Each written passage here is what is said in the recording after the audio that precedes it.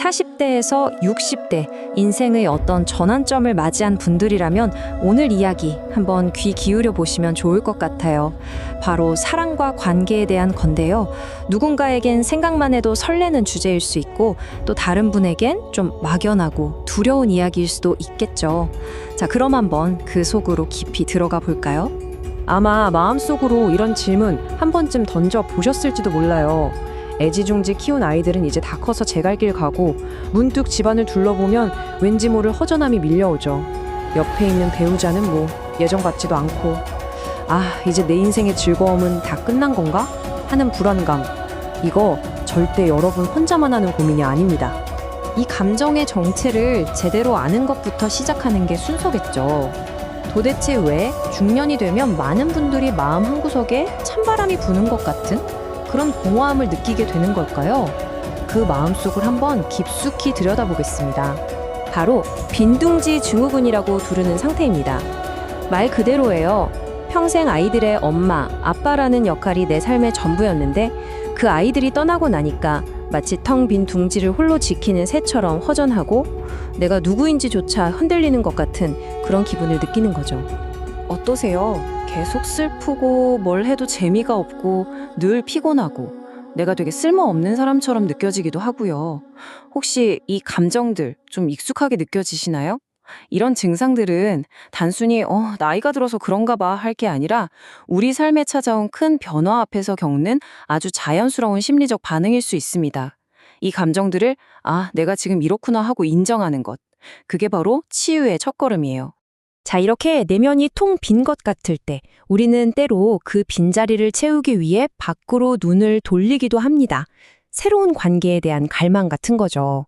중년의 사랑이 왜 종종 아련한 과거에 대한 향수와 또 새로운 만남이 주는 위험 사이에서 아슬아슬하게 줄타기를 하게 되는지 그 이유를 한번 알아보겠습니다. 정말 가슴을 훅 파고드는 말 아닌가요? 지금 내 곁에 있는 사람에게서 더 이상 내가 소중한 존재라는 느낌을 받지 못할 때 우리는 자연스럽게 가장 순수하고 열정적으로 사랑받았던 과거를 떠올리게 된다는 거죠. 그때 그 사람, 그리고 그 사람에게 사랑받던 나를 다시 만나고 싶어지는 겁니다.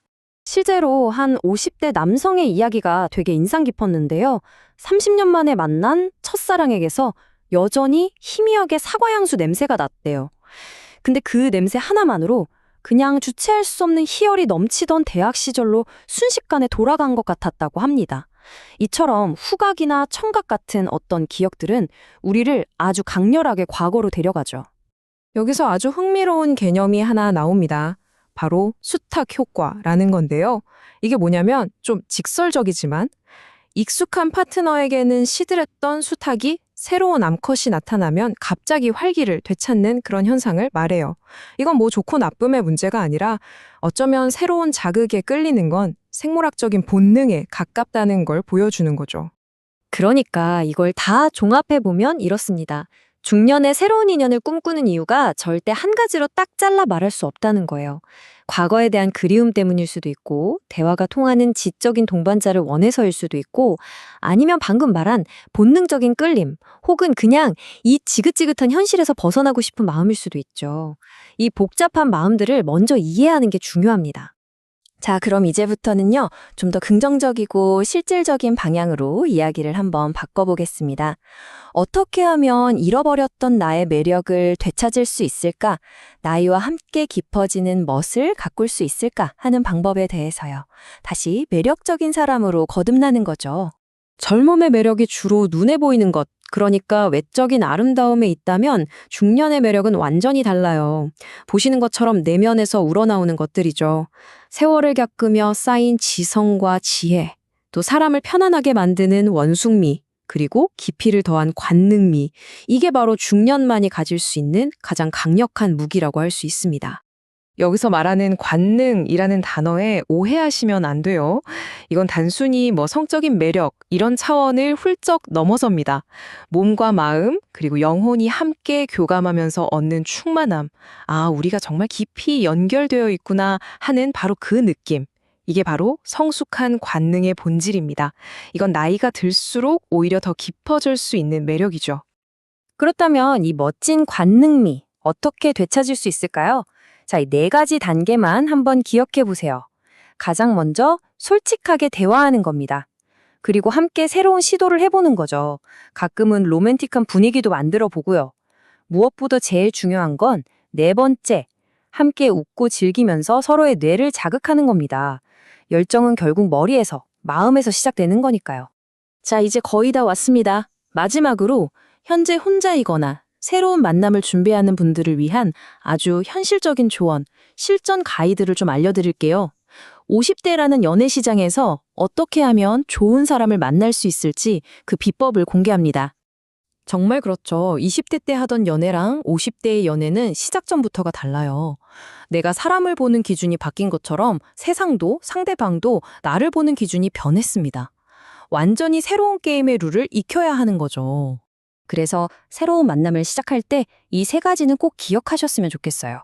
첫째, 내가 어떤 사람을 원하는지 명확한 기준을 먼저 세우세요.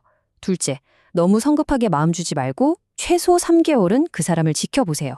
그리고 셋째, 그냥 날씨 얘기, 음식 얘기 이런 거 말고요.